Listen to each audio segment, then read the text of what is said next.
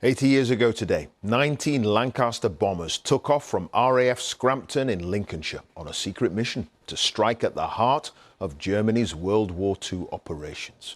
Well, tonight, a special flypast will mark the anniversary of the famous Dambusters raid of 1943. Danny Savage has that story.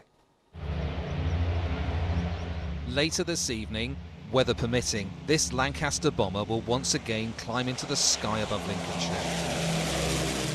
80 years to the night since 19 of these planes took off on the most famous RAF mission of World War II. To be flying at night at 60 feet in mountainous terrain to drop an ingenious weapon that had never been used before. It's generally the stuff of legends, and I think the modern day Air Force can be as inspired now by what they did, albeit it was some 80 years ago.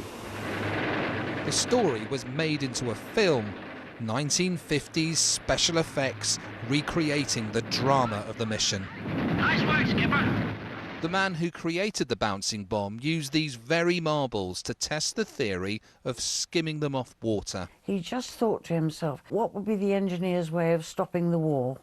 They belonged to Barnes Wallace's daughter, who was then about 10, but still recalls the night of the mission.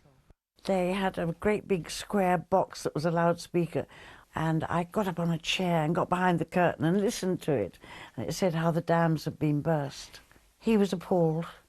58 people, I think it was, were killed, English people, and then there were all the Germans, and he just felt it was more than he could stand.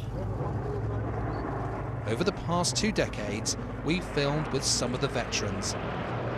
Les Monroe was one of the pilots.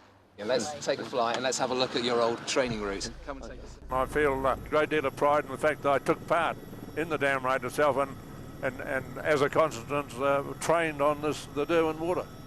Johnny Johnson, here on the far left, was a bomb aimer who made his pilot fly round their target 10 times before being satisfied with the approach. It meant to me to do it, not do it properly, was a waste of time.